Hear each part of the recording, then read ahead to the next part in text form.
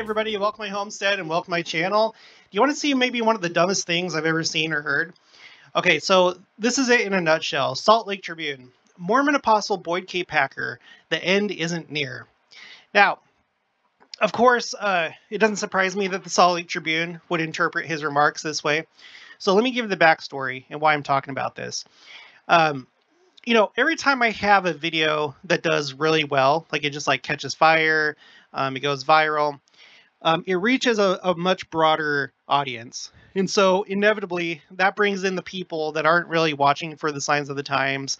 They just want to pretend like it's not happening. They want to call everything just, oh yeah, this is normal. This isn't a coincidence. Da, da, da, da, da. Well, recently, probably, I'm not sure how long ago, probably within the last year or two, there was somebody that I was talking to.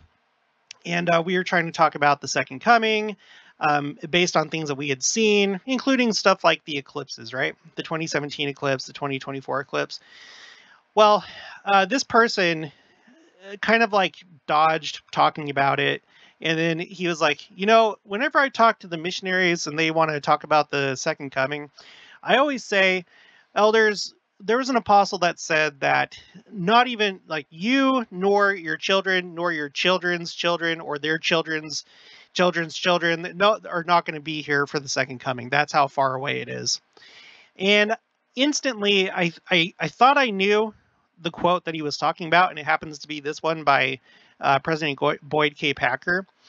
And so I was just thinking about that today as I was like looking at all these people like saying all these different things. And I don't think that some people just don't know. Other people are just willfully ignorant. Like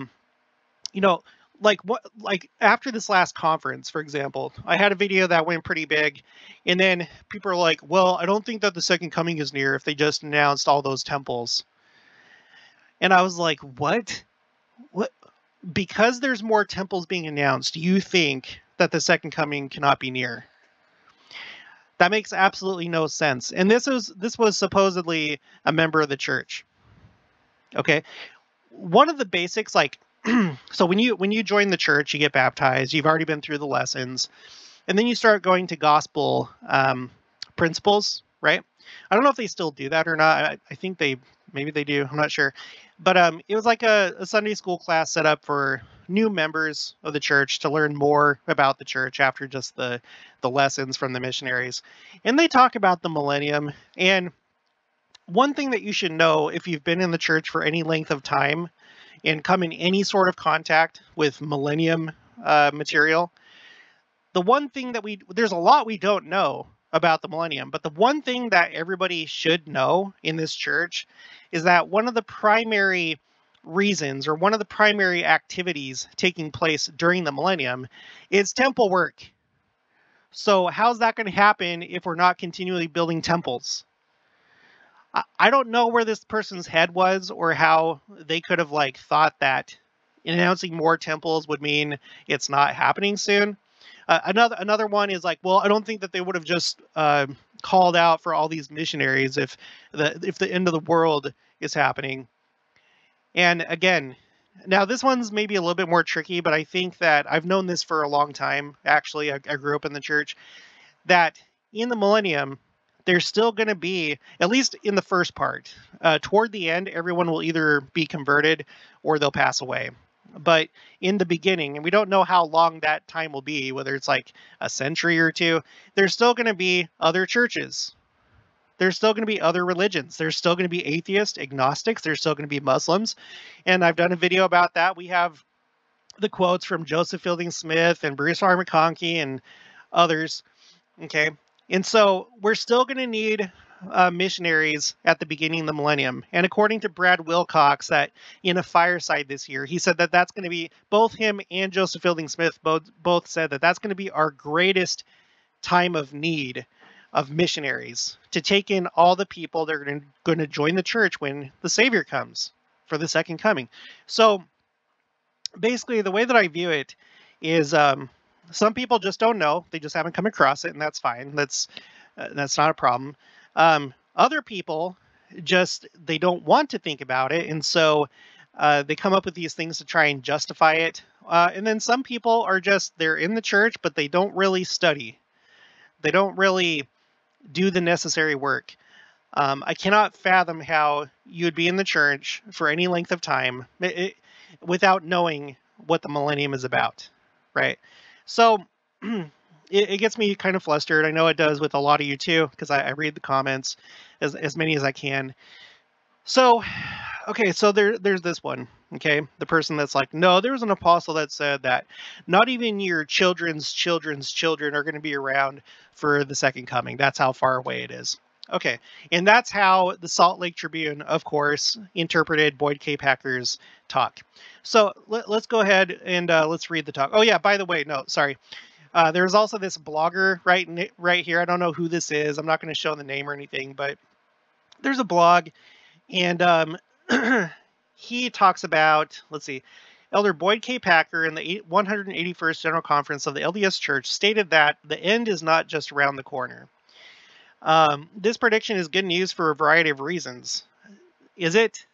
How is that good? If you're righteous, that's terrible news. Anyway, however, it is also cause for concern.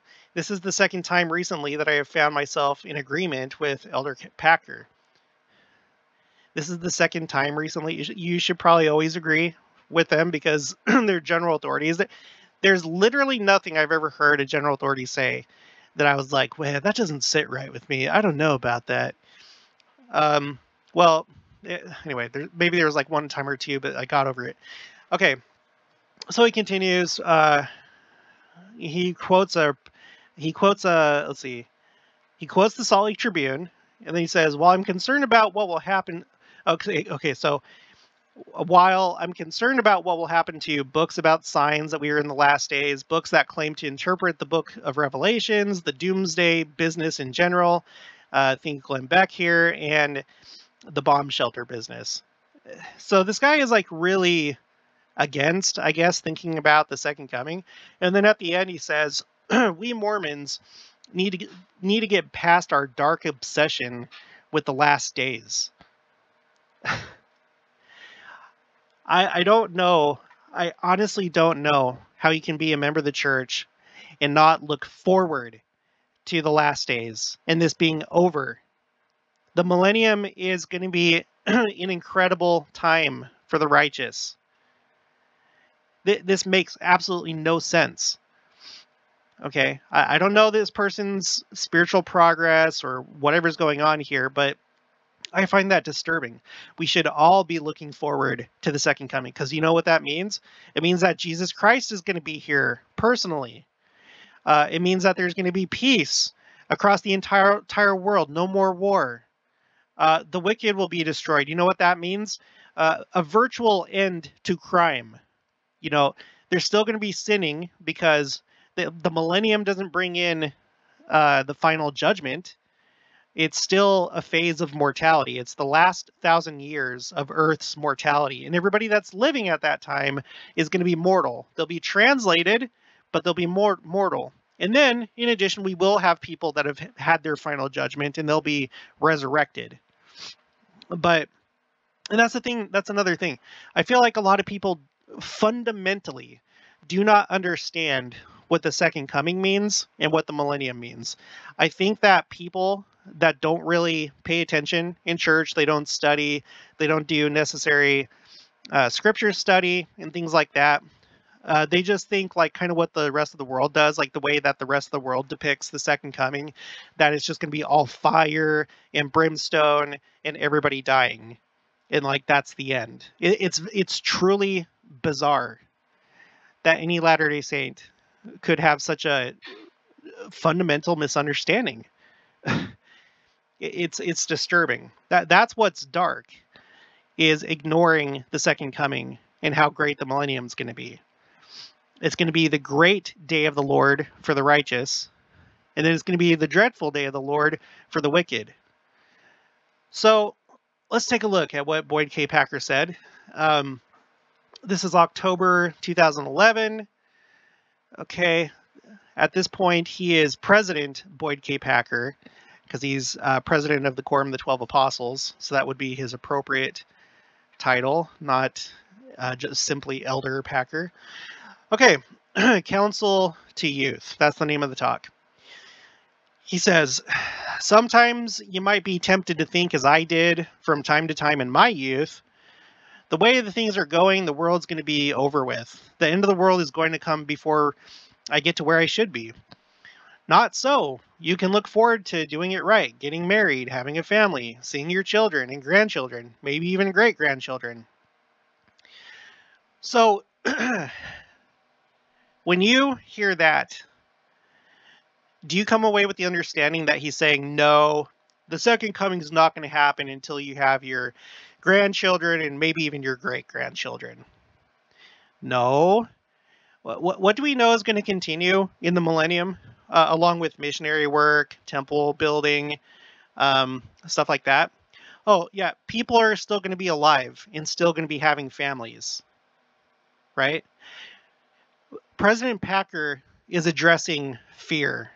People that are afraid that the world's becoming so dangerous. Am I going to die? Things like that, right? And if you took this in context, which we're going to do right now, and let's go up to the very first part of the talk. He says, when I was 17, interesting number, when I was 17, about ready to graduate from high school as a very average student with some handicaps, as I thought, everything around us came apart one Sunday morning. The next day, we were called to the high school auditorium. On the stage was a chair with a small radio. The principal switched on the radio. We then heard the voice of President Franklin Delano Roosevelt as he announced that Pearl Harbor had been bombed. The United States was at war with Japan. Later, that scene was repeated. Again, the voice of President Roosevelt, this time announcing that our country was at war with Germany. World War II had exploded across the world. All at once, our future was uncertain. Okay? This is what he's talking about. The crazy world that we live in, back during World War II, right here in 2011, and you could even apply this to us today in 2022, 11 years later. All at once, our future was uncertain. We did not know what was ahead. Would we live to get married and have a family? Oh, wait a minute, he's talking about World War II, not the Second Coming. He's just talking about uncertainty in the world. Today, there are wars and rumors of wars, and the whole earth is in commotion. Oh, by the way, that's the signs of the times, by the way. You, our youth, may feel uncertainty and insecurity in your lives. I want to counsel you and teach. Okay, and by the way, what's happening in 2011? The United States is at war with, I'm not sure when the Iraq war ended. Let's see. It was probably still going by 2011. When did the Iraq war end? I feel like I should know this. Oh, it ended that year. It ended December 2011. So this is October 2011. So it was actually 2 months later. It was gonna wind down. Okay, so anyway, so why would the youth of 2011 maybe be concerned? Because war in Iraq, war in Afghanistan, other threats to peace and safety. Okay, so you, our youth, may feel uncertainty and insecurity in your lives. I want to counsel you and teach you and give you a warning about some things to do and some things not to do. The gospel plan is, quote, the great plan of happiness. The family is the center of that plan. The family depends on the worthy of us, the worthy use of those life-giving powers that are in your body. Okay. So, do you know what one concern has been with the brethren? Stupid LDS youth that are putting off marriage and having a family because they're scared or because they think that they have to, their first house has to be an HOA, nice HOA house, you know, somewhere in Eagle Mountain or someplace like that.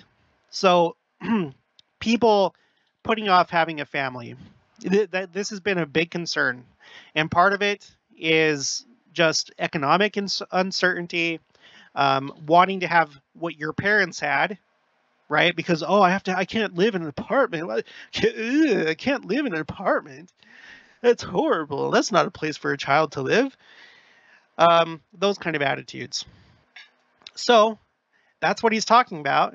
And then down here at the end of his talk, he says again, sometimes you might be tempted to think as I did from time to time in my youth.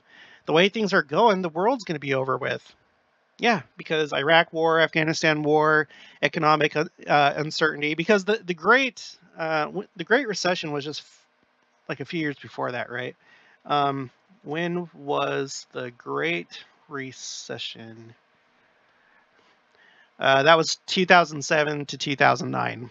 So we had just gone through that a few years earlier at this point. The way things are going, the world's going to be over with. The end of the world is going to come before I get to where I should be. And then he says, no, you can look forward to doing it right, getting married, having a family, seeing your children and grandchildren, maybe even great-grandchildren. And of course you would. Because guess what? Families continue through the millennium. So of course you will. So I think what happened here is people that were like only half awake at best and don't really care about church, they hear, oh, the end of the world. This phrase, this is what they focus in on right here. This phrase, the end of the world. And then they automatically couple that with the second coming, and then their lack of knowledge about what the second coming means and the millennium.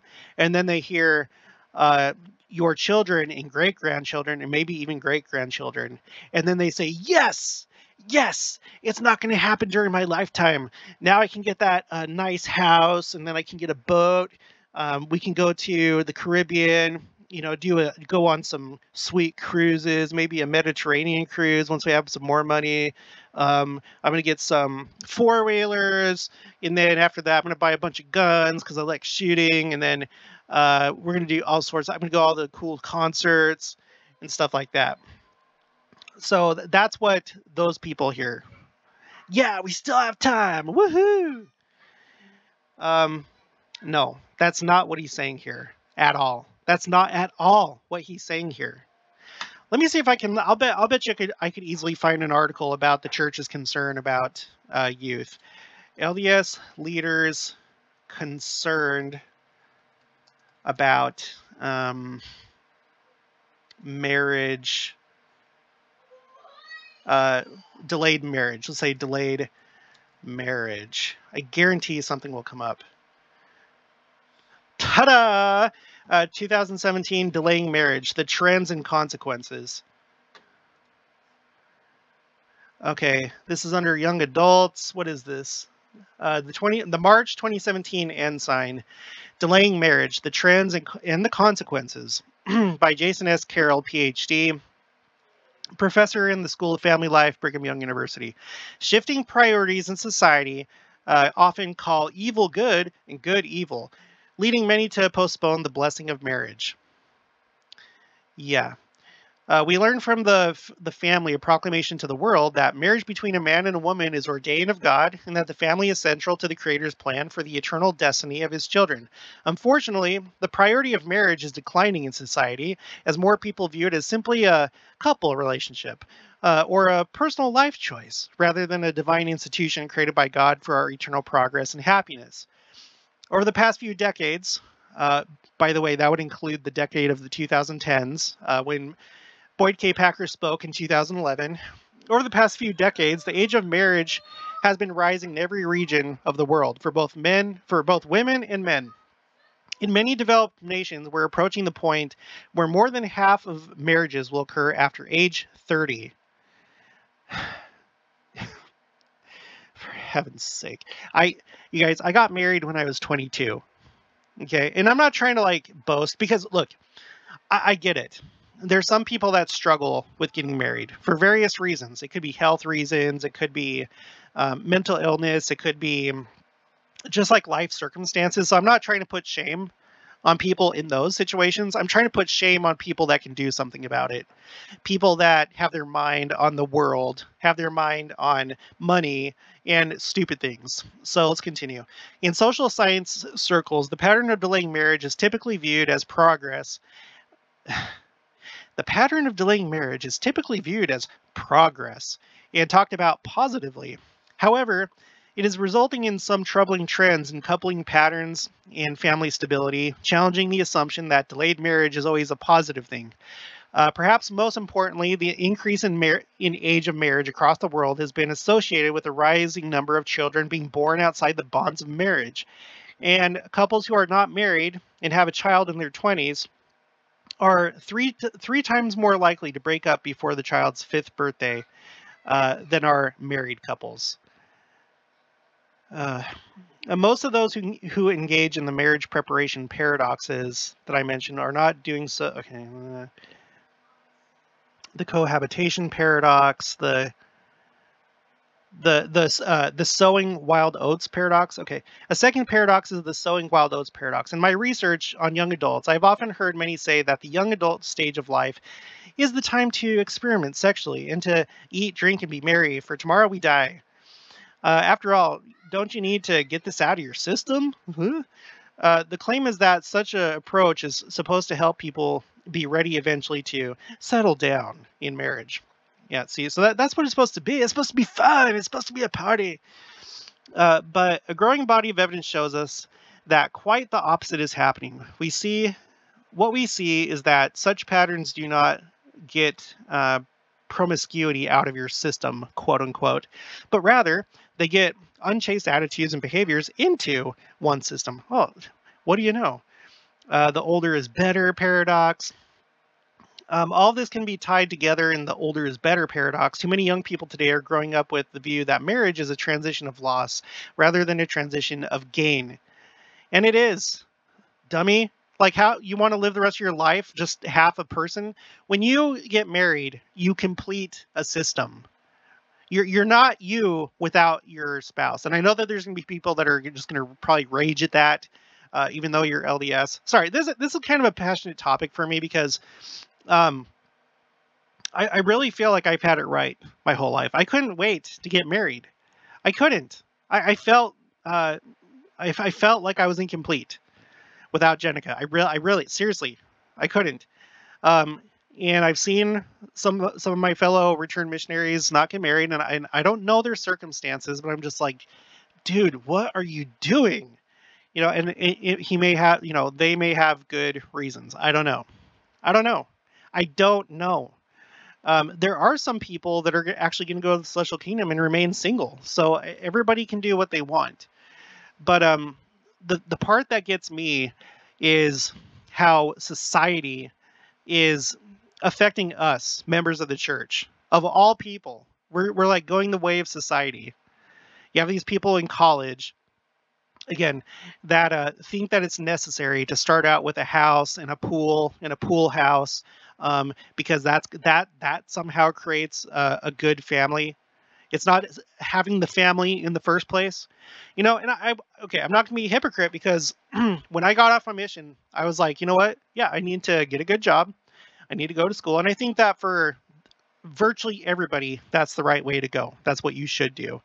And as I was starting to go to school for accounting, I got 2 years in, and then I started having promptings to have children. And I was like, no, I cannot do that right now. I have to get my degree.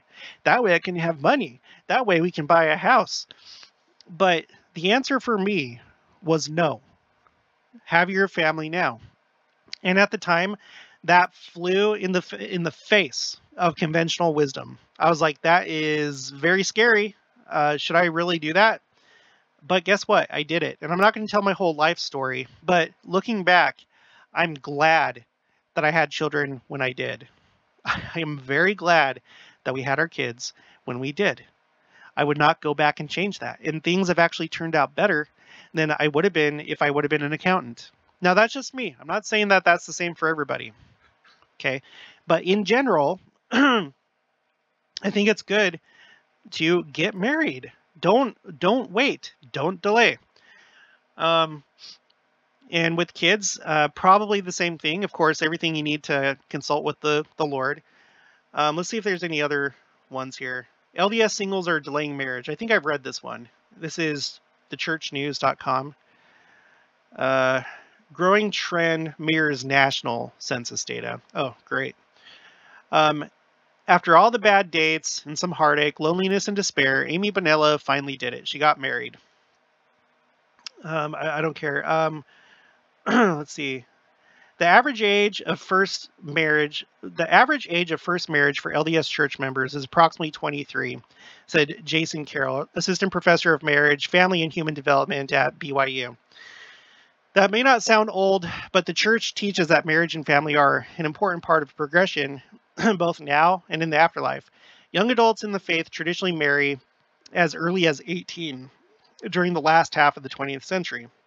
Nationally, the average age of first marriage jumped from 20 for females and 23 for males in 1960 to 25 and 27 in 2000, respectively, according to the most recent census data. If the present trend continues, some national demographers believe that fewer than 85% of current young adults will ever marry, according to the National Marriage Project at Rutgers University. If this is the article I was thinking of, one of the most outrageous things that I've ever heard is in here. I can get 9. Let's see. Aaron Wang, a 29-year-old engineer who left the LDS Church in his early 20s, says he sees no purpose in getting married at this point in his life. He lives with his girlfriend and considers cohabitation a precursor to marriage. I've seen the unhappiness that marriage leads to at this age. Are you kidding me, Wang? I have friends who have done the marriage thing, in their 20s, and they're getting divorces, and it's causing a lot of heartache. To me, it doesn't make a lot of sense. Well, did you ever consider that maybe you have crappy friends? That maybe a bunch of them are narcissists and they don't understand love in the first place? Because that's like another big component. If you're a person that's genuine, you understand empathy, love. If that's the life you live, in other words, a righteous life, that's less likely to happen. Okay. Unless if you're like a good person, a genuine person, and you're matched up with somebody that you thought is a good person, but they're actually a raging narcissist and they're a controller and an abuser psychologically and possibly otherwise, that can be cause for divorce. You have to choose wisely. But anyway, LDS Bishop John Hale, who oversees a ward of LDS singles between ages 18 and 31, said he believes selfishness is the reason many singles postpone marriage. Yeah. Yes. Instead of focusing on finding a spouse, many singles want to get an education, travel, and quote-unquote find themselves. What does that even mean? What does that mean before they get married, he said. When it comes down to it, the scriptures say that if a person will lose their life, they will find it. Bishop Hale said, I'm so concerned that kids are trying to find their lives that they've lost. Yes.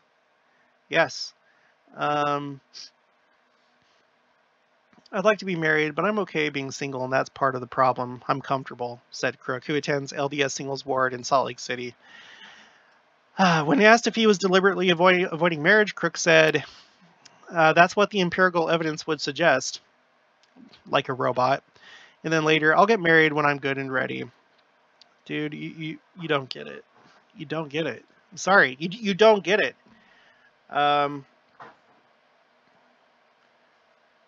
Let me just see if I can find one more. Wait, there's this. No, I don't want to look at that. Let's see. Oh, I don't know. Salt Lake Tribune. What are they going to say? Why young LDS men are pushing back marriage. Here it is. Okay. I found it. All right. This issue. Okay. Okay. He told. Okay. Finances, fear, and finickiness.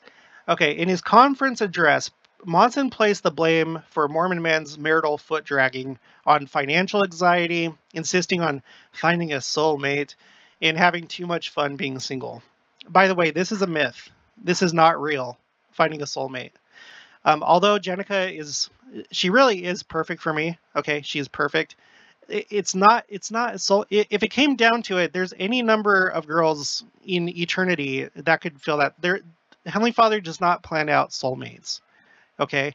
And that's like a big problem Because if you look at the difference between love and infatuation, let's just go to this one. This is one of the first things that thankfully I learned.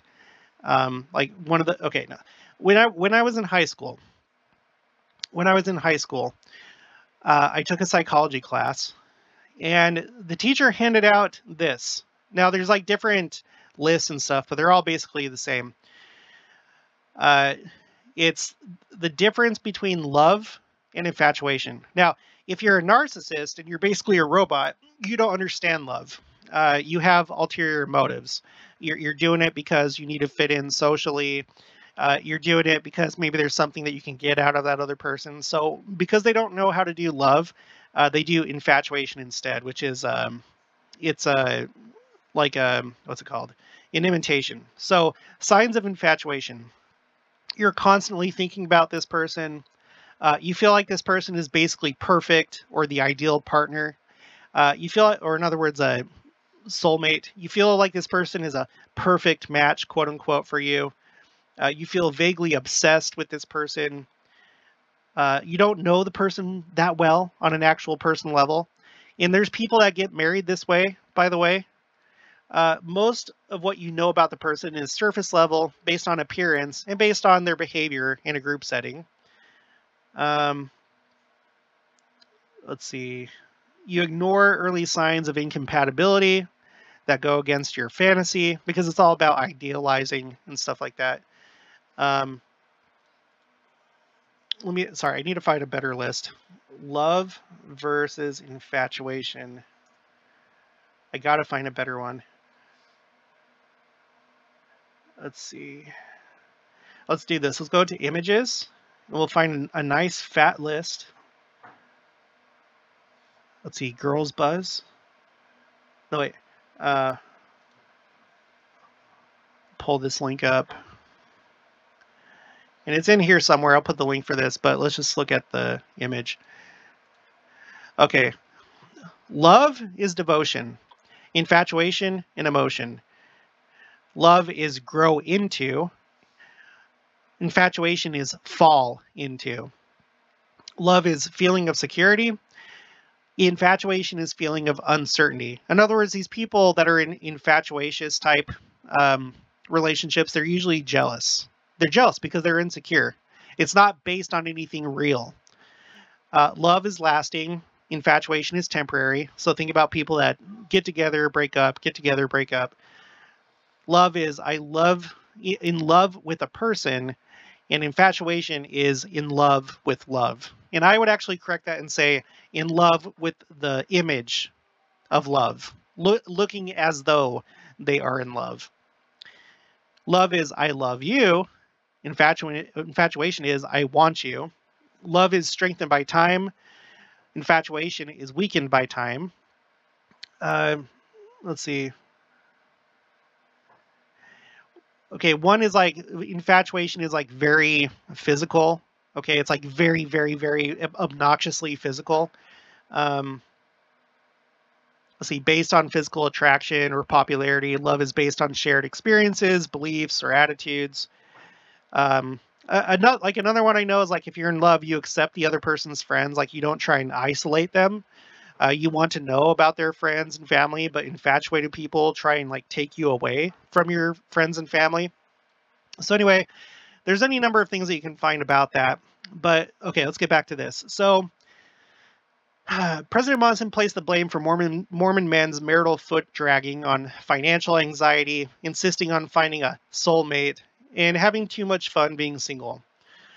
Then the LDS leader, considered a prophet, seer, and revelator by the 14 million Mormon faith, offered an antidote for the first two. There's no shame in a couple having to scrimp and save, Monson assured the young men. You will grow closer together as you learn to sacrifice. And that's true. That's true. You don't necessarily both have to work a job either, by the way. Some people may have to. You may have to. But one thing at the beginning of my marriage, I said, Once we have kids, and this was not me, it was like me and her, we talked about it. We didn't want her to work once we had kids, and it's worked. She has not had to work this entire time. And it's been kind of a miracle the way that it happened, but that's something that we prayed for. He told them not to insist on finding the perfect mate, but rather a young woman, quote, with whom you can be compatible. Exercise faith, the church president said, recognize that almost anything can be worked out.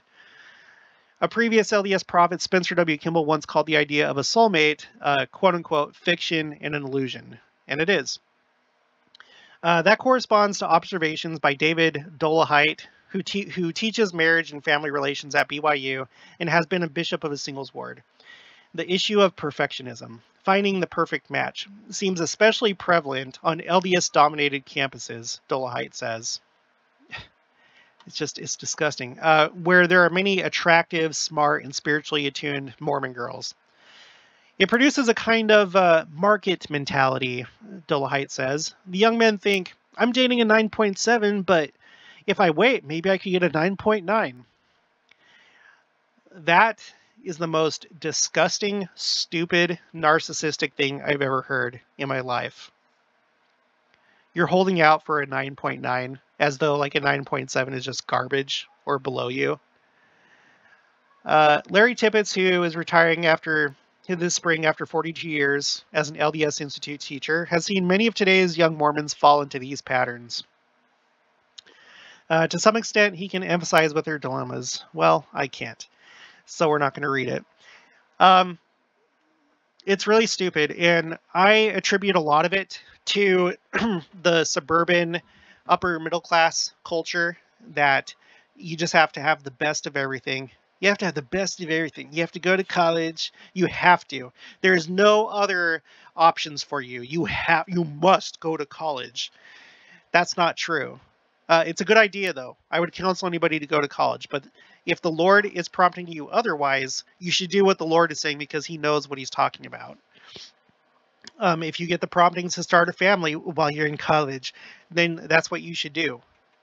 Again, the Lord is fully capable of taking care of you. I feel like a lot of, and when I talk about LDS culture, I'm thinking mostly of like Utah, Idaho, Arizona, places like that where the church is really well established.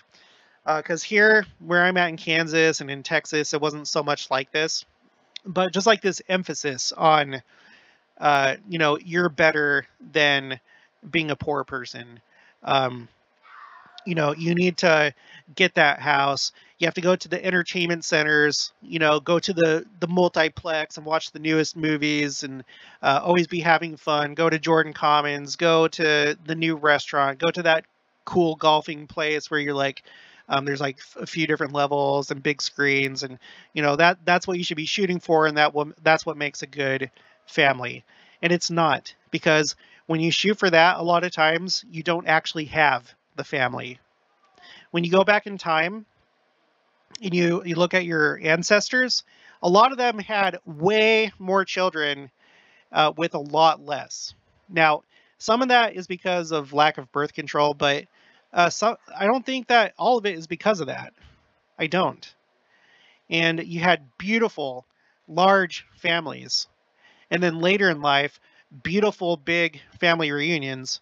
Whereas people today, when they finally get older and have a family reunion, it's going to be like 2 kids that come, and maybe just like one of them are married and actually has kids. A true story, by the way. Yeah, materialism, the suburban upper middle class culture, I feel like has a lot to do with it. The emphasis on being able to obtain material things. You need to do what's right for your pocketbook before you start doing what's right for your family. And I'm not saying that you should not be able to support. Of course, you need to support your family, but you don't have to like delay your plans if you're getting promptings. The Lord can show you how to do it. And of course, we need people that are doctors. We need lawyers. We need people with higher educations. We do. And it's appropriate for us to have those. But, you get what I'm saying. I'm basically just like a broken record at this point. So, getting back to the original article, this is what Boyd K. Packer is talking about. Stop being scared. Stop being scared little boys and have a family.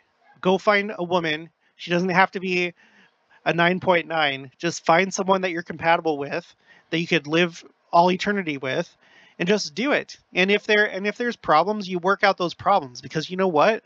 That's what real people do. That's what adults do. Genuine people. They're able to communicate and work past their problems. Whereas these freaking narcissists and shallow people, they can't, because they're rigid and they don't communicate. They do things behind your back and they manipulate you, and so on and so forth. So, yeah, that's what he's talking about. He's not talking about, hey guys, guess what? Second coming's not going to happen until your great-grandchildren are on the scene, and maybe not even then. No. He's talking about stop being afraid, and yes, go have a family and live life. Alright, that's going to be it for this one. So if you haven't already, please make sure to subscribe, like this video if you liked it, leave your thoughts and opinions down in the comments below, and I'll talk to you guys later.